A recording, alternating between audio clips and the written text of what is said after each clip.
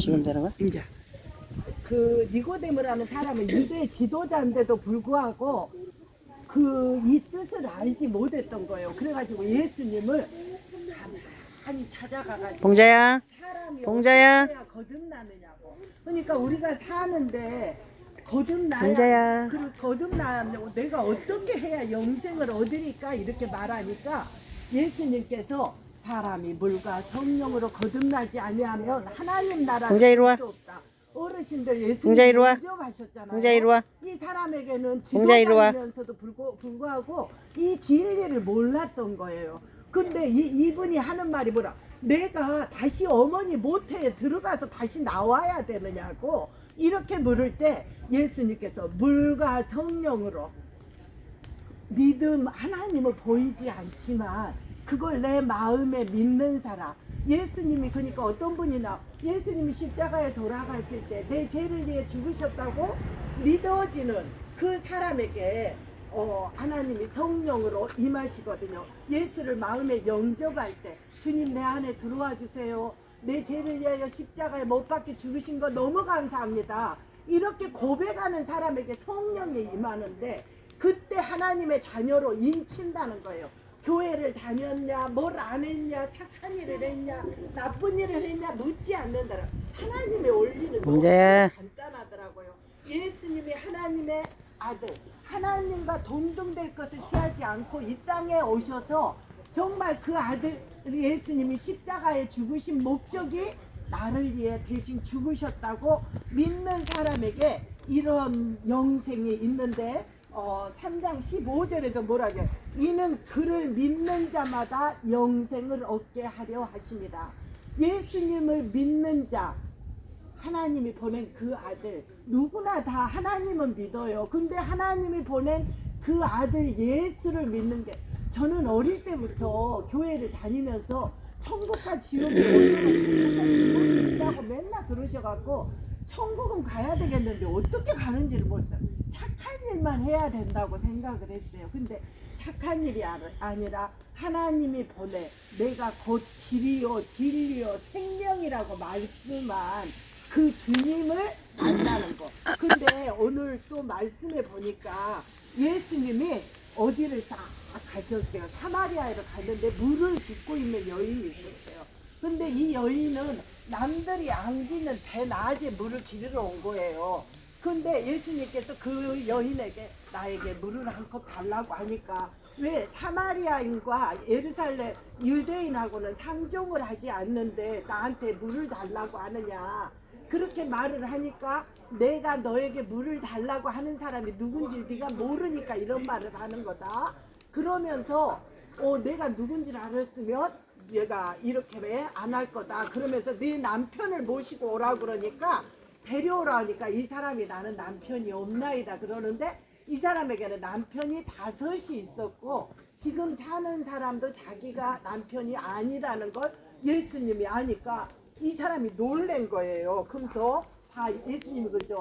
내가 주는 물을 마시는 자는 영원히 목마르지 아니하리니 내가 주는 물은 영생하도록 솟아나는 샘물이 되리라.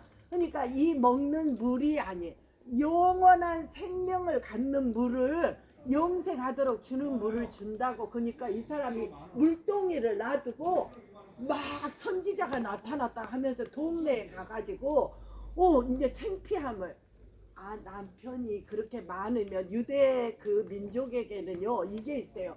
형이 죽으면 5번을 시집갔는지 형이 죽으면 그 동생하고 또 결혼하고 대를 잇기 위해서 이렇게 했는데도 많은 사람하고 살았으니까 얼마나 부끄럽겠어요. 근데 그 숨어있던 사람이 예수님이 내가 주는 물을 먹는 자는 영원히 목마르지 아니하면서 영생하도록 물을 준다는 이 기쁨에 그리고 나의 모든 죄를 내가 남편이 5이나 6이나 있다는 것도 아는 이런 분이 있는 줄 몰랐는데 막 동네에 가서 전하게 됩니다. 그러니까 예수님을 만나게 되면 자기의 죄악이 드러나고 그 죄악으로 인해서 자기는 눌려 있었는데 자유함을 얻게 되는 거죠. 그래가지고 사람들에게 막 이렇게 전하면서 그때 예수님께서 하나님을 말씀합니다. 하나님은 영이시니 예배하는 자가 영과 진리로 예배하시니라. 지금 우리도 예배하고 있잖아요. 예배드리고 있잖아요. 하나님의 일로와. 거듭난 백성은 첫째는 예수를 믿어야 되고 3대 원칙이 있어요. 예수를 믿어야 되고 그리고 나서 예배가 중심이 돼야 되고 그 다음에는 천국 하나님 나라를 사모하는 백성. 우리가 살다가 이 세상 끝난다면 얼마나 아무 소망 기쁨이 없지 않겠어요. 그러나 우리의 이 죽음이 끝이 봉자. 아닌 그때 하나님 나라의 시작이라는 거예요. 예수를 영접한 자는 천군 천사가 호위해서 그 영혼을 사람들은 다 우리가 얼마나 죽음이 가깝게 있으면 좋아도 죽겠다, 싫어도 죽겠다, 보기 싫어도 죽겠다, 맛없어서 못 먹겠다, 아이고 죽겠어가 입에 발렸어요. 그렇지 않아요? 죽음과 생과 사는 종이 한 장 차이 우리 앞에 항상 있지만 예수님이 우리의 생명이고 한번 생각해 보세요. 내가 죽어도 영원한 생명 예수님이 나를 맞아준다 생각하면 얼마나 기쁘겠어요. 그리고 또 한 가지는 이렇게 예배하는 마음을 하나님이 또 주셔서 감사하고 이제는 또 집에서 할 일은 몸이 아픈데도 예수님이 십자가에서 우리 죄악만 담당한 게 아니라 우리의 연약한 부분도 담당하셨다고 하니까 예수님 이것도 치료해 주시옵소서. 이것도 아픈 거 이것도 치료해 주세요. 우리 자녀들도 하나님 건강하게 어려운 일 안 당해 해주세요. 이렇게 기도할 때 그리고 마지막으로 할 말은 뭐냐면 예수님 이름으로 기도했습니다. 이렇게 하면 하나님이 다 들으시고 응답해 주신다는 겁니다. 우리가 다 같이 천국에서도 또 만나서 이렇게 모여서 거기서는 수정같이 흐르는 말에 막 황금 가일에 하나님만 찬양하면서 사는데 그곳에서 우리가 이렇게 만나서 또 같이 누리고 한다면 얼마나 좋겠어요. 그렇죠? 행복하지 않겠습니까? 감사합니다. 기도하겠습니다. 주님 감사합니다. 영원히 마르지 않은 생명수 강으로 우리를 인도하시고 우리 어르신들 마음에 예배하는 마음이 있게 하신 것 주님 감사합니다. 이 어르신들 육체도 아버지 하나님 강건케 도와주시옵소서.